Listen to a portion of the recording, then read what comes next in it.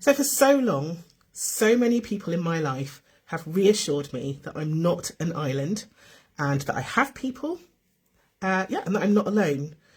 But as a business owner, as a senior leader, as a single person, as a parentless person now, it's never felt quite congruent to agree with this.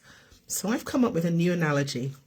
My name's Antoinette and I'm going live every Sunday this year, and I'll be focusing this year on life lessons that I would have told my bold 20-year-old self as I approach 50. So how about this for size? I am a peninsula, which, by the way, is way more substantial than it sounds. Did you know, for instance, that Italy is a peninsula? So a peninsula, I've got to get that word right, haven't I, is almost an island. So it's surrounded by water on three sides, but it's tethered to a substantial landmass on one side by a strip of land called an isthmus. Try and wrap your mouths around that. But this resonates and it feels right for me. As a small to medium-sized business owner, the reality is that the buck stops with you.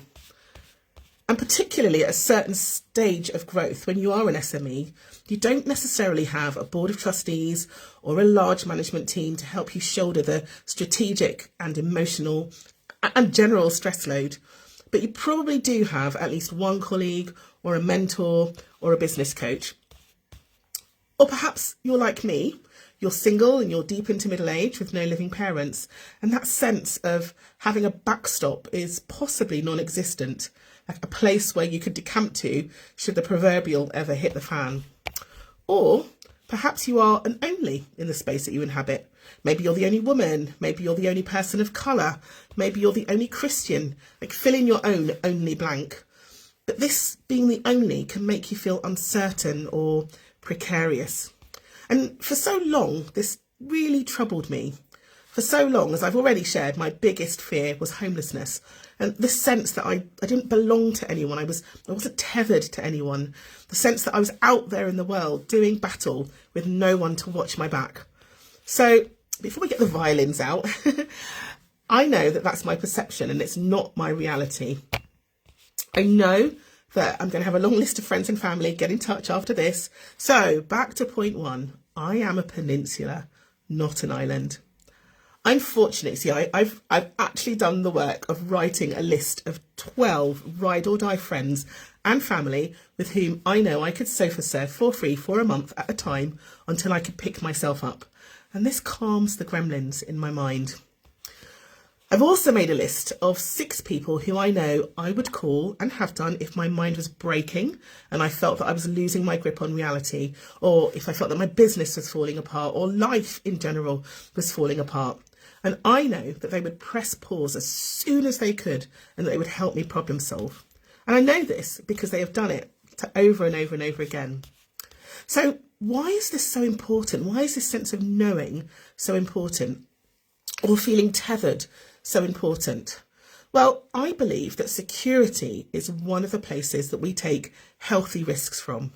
I think necessity is the other, but I think necessity decisions, risk-taking decisions tend to be a little bit unhealthier.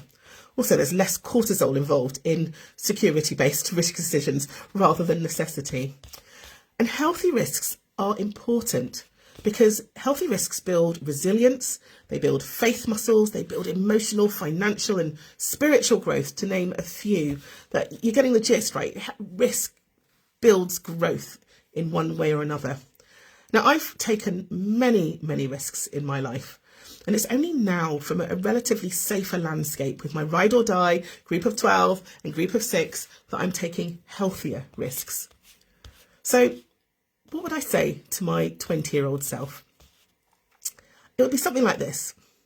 So little A, I know that you feel like you are a lone island, but this simply isn't true. You will gather people along the way who will be with you for life, starting next year when you will be temporarily homeless and you will still be doing overnight stays into your 50s with that family that took you in. Be vulnerable, ask for help, but also don't forget you have to stand on your own 2 feet too. So although you're not an island, you are a peninsula. And not a little one either. You're like Italy. But it's up to you to get your ducks lined up. You will always be strongly tethered to an amazing collection of people who love you and will be there for you. And I sincerely believe that that group of people will continue to grow, little A, until the day you die. Make sure, though, that with whatever resources you have, you too can be an isthmus to someone when they need it. So a little question to you, listener. If you were a landmass, how would you describe yourself? Do share in the comments below. I love to hear these comments. So until next Sunday, you're powerful, little A. Be bold, be brave, be kind. Choose joy. Have a great week, everyone.